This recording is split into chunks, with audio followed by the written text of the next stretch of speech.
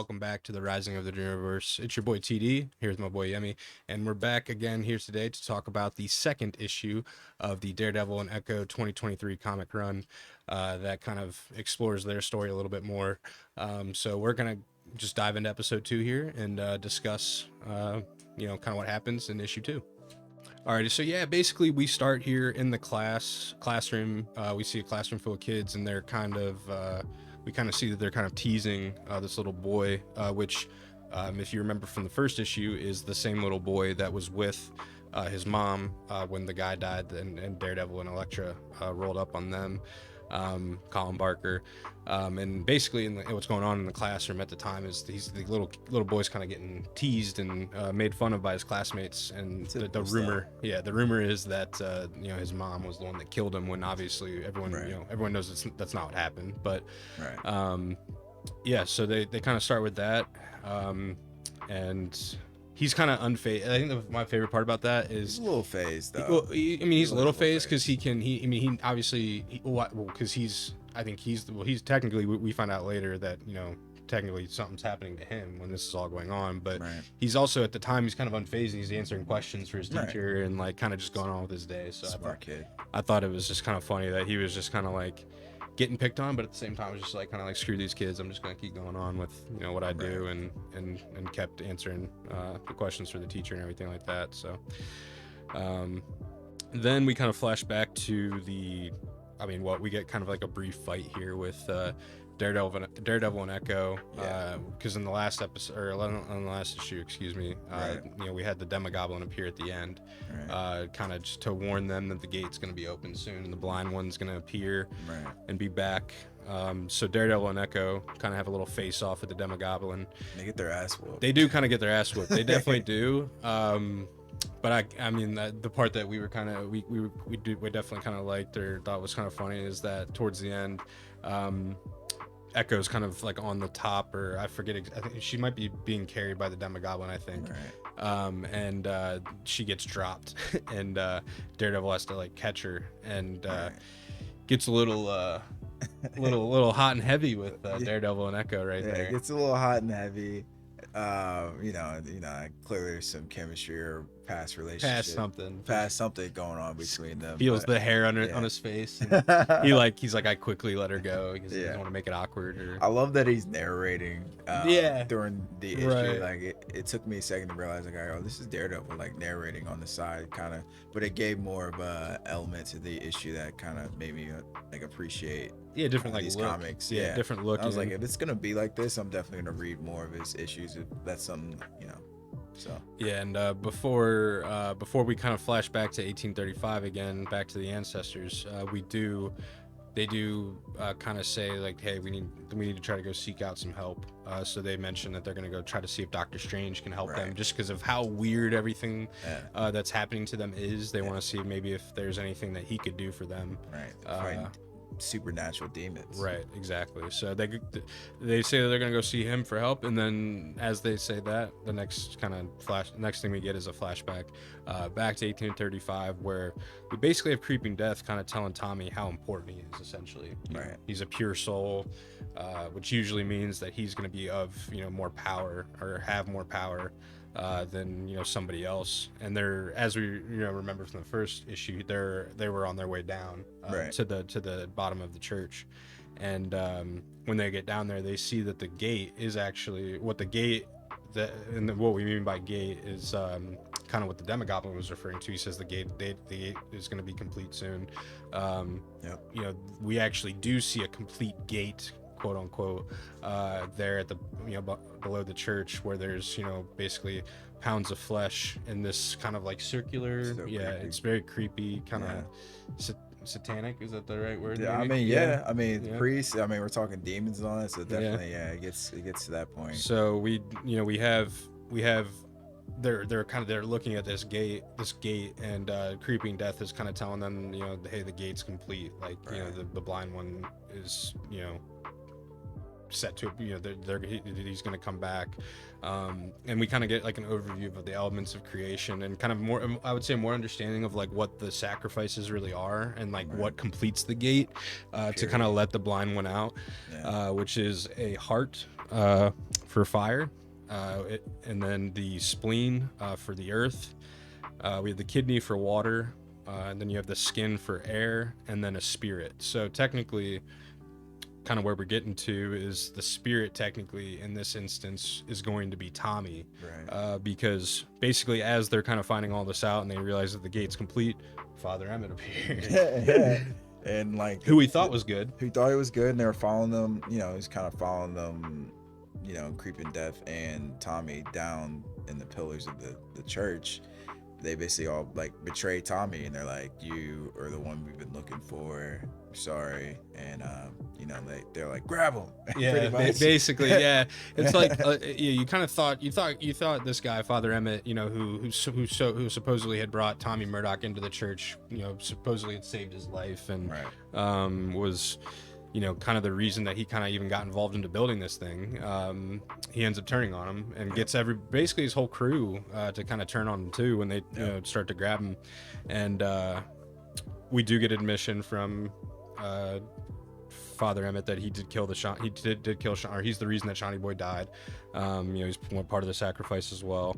And then kind of as we go along, I mean, Creeping Death just kind of admits to Tommy, like, hey, like, you're gonna die tonight. Like, one way or another, like, you're going to die tonight, and it's kind of up to you. Is it gonna be for a good reason, or is it gonna be for a bad reason? Right. And then I think it like pans back. Pans back. Because it's going back and there's forth. So much. I think that's the one. Like, it definitely can make things hard to follow, but I think in this aspect, it's very cool. Yeah, one, because it's for a reason, and because there's so much kind of like overlap, or like not overlap, but just like coincidence, or there's probably a better word out there for it, but just connection between both what happened in 1835 versus now what is happening in the present day to Daredevil and Echo. And it pans back to present to where they realize that Doctor Strange nowhere to be found. He isn't in. Doc isn't in. Can't help. So the next kind of solution, I think, we see Daredevil, you know, say, hey, I'm gonna go talk to my priest and maybe see if I can seek out any info, kind of on that old church, or, you know, anything like that.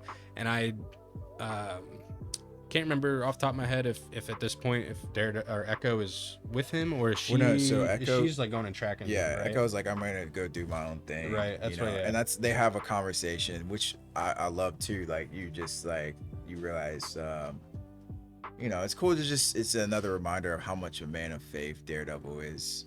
And he's like, I'm gonna rely on God. I'm gonna rely on my father, or the priest, you know, the one who's taught him to, you know.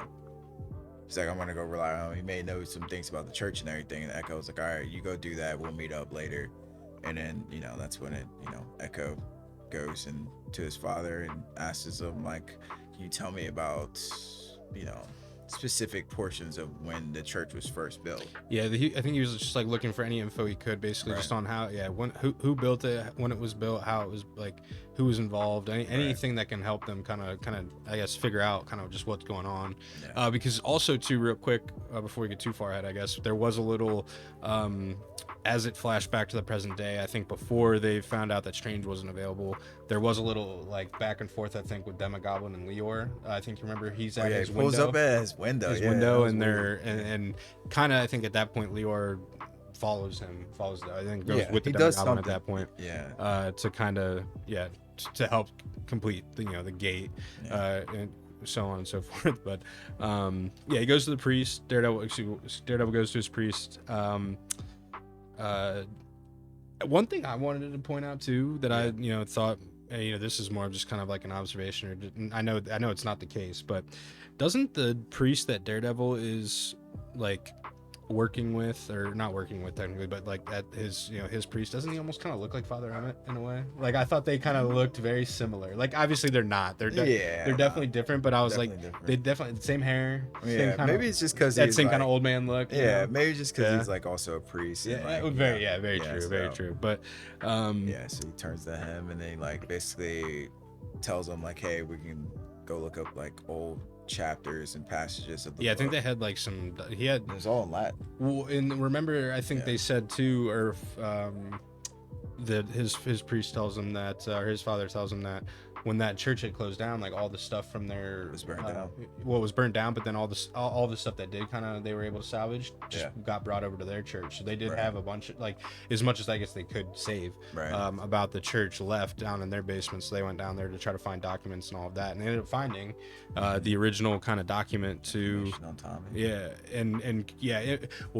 you see you notice that it shows the information on Tommy. It says that, you know, he's the one that built the church, and then also kind of as Daredevil was looking at the paper, you notice the hand that's on the Creeping Death's face, that's also on Echo's face, and then you kind of get more of the connection or realization. Yeah, he's like there's something more to this. More to this on, for like sure. My ancestor and then, potentially Echo's ancestor as well. And then we also learned like Tommy was like the black sheep of the family. Like no one really talked about him because of his past as far as like, you know, being part of a gang and turning his life around. But and then I do mention like Daredevil was like all Murdochs, he could throw a punch or he could fight well. Right. So I thought that was pretty cool. Yeah, so after Daredevil finds out that his, you know, ancestor, built the original church, and that somehow there's probably an ancestor of Echo's also involved in this creepy scenario of whatever is going on. We flash back to the past, where we have Creeping Death basically telling Tommy, that this is his destiny. He's got to die. Let's point out that she's being held by the other people, right, and they're like basically putting Tommy on the whatever pendulum almost thing to like sacrifice him, and she's just like, look, I'm sorry, this is unfortunate. They're holding me, you know, like she didn't say I'm holding me back, but she couldn't do anything. She couldn't do anything. They're like, yo, you're meant to die here. So it was like, to me, it was kind of like weird too. I was like, damn, like, you know. Well, but she was like accepting. She was doing it for a reason, though, because she was saying, you know, he neted to die so the portal could open, and then she could get in there and then kill the blind one. And then Father, what's his name? Father Emmett. Father Emmett is like, no. We're worshiping this. That's not happening. That's not gonna happen. So then Father Emmett get Tommy all pinned down here. Not without a fight though. Tommy definitely scraps his way to it. I mean, he ends up pinned down, but he gives a few punches in there, and we get Father Emmett kind of saying his, you know, summoning spell for the blind one. I actually wrote it down, but I know I'm pretty sure it's in Latin, so I'm not gonna try and pronounce it or say it, but that happens, and as as that's happening, we get a flashback to present day, where we have Daredevil and Echo. They're actually kind of tracking a kid, which the kid ends up being Leor, the little boy, and he's walking into the the building that is now or used to be St. Matthew's, and he's carrying a sack with him, and I think Echo points out, right, that his heartbeat is abnormal. Abnormal, and it's similar to the girl, right? Like it's very similar to the girl that they already had encountered before. That was deaf. That was also deaf, right? And he's carrying that sack, and they're like, "We're pretty sure we know what's in there. It's got to be flesh." And he kind of looks like he's in a trance almost at the same time. So he walks in the building, and then they kind of follow him in there, and as they kind of just realize that, like, you know, St. Matthew's is the epicenter of all this, the Demagoblin, this kid, they're all, and the girl, they're all connected in one way or another. They walk in, and as they, you know, believe that they're about to kind of hopefully try to talk to or maybe stun the kid again so they could get out of it, and similar to what they did to the girl. Somebody appears. All of a sudden it's Ghost Rider. Ghost Rider of all people pulls up, and he's like, out of my way, devil. Out of my way. He's like, he said something about smelling something. And he's like, I could smell a demon in this boy or something like that. And he's like, I need to send it back to hell. Which was badass. The way it was kind of badass. Yeah, I like how it's a good way to end it. It was like very subtle. Like you didn't even know he was coming. No idea. And then like he jumps in, and like you're like, oh shit, Ghost Rider's about to do some shit now. Let's see what's going on here. It was really cool. It was really cool. Yeah, I was like, so. And that's how issue 2 ends. Issue 2 ends with Ghost Rider appearing and letting them know that he's there to, you know, send this devil or demon back to hell. And so let us know what you guys thought in the comments below. Did you guys, if you guys are reading this issue along with us or not, let us know what you guys thought of the issue. You know, please let us know. You know, I guess, do you think that Ghost Rider is gonna be good or bad in this instance? Because I know, like, you know, Yeah, he's pretty neutral. Yeah, he's always been neutral. Yeah, but so it's like, you know, it's like he comes into this comic out of the blue. Right. Like, what do you think is gonna happen, kind of thing with him? Yeah. You know. So let us know what you guys think. Is Ghost Rider gonna be there to help, or is he gonna be there to cause more hell? Basically, it seems like he's there to help at least to start. But yeah, let us know what you guys thought in the comments below. Please like and subscribe to Rising of the Dreamerverse here on YouTube, and we'll see you guys next time. Peace. Peace.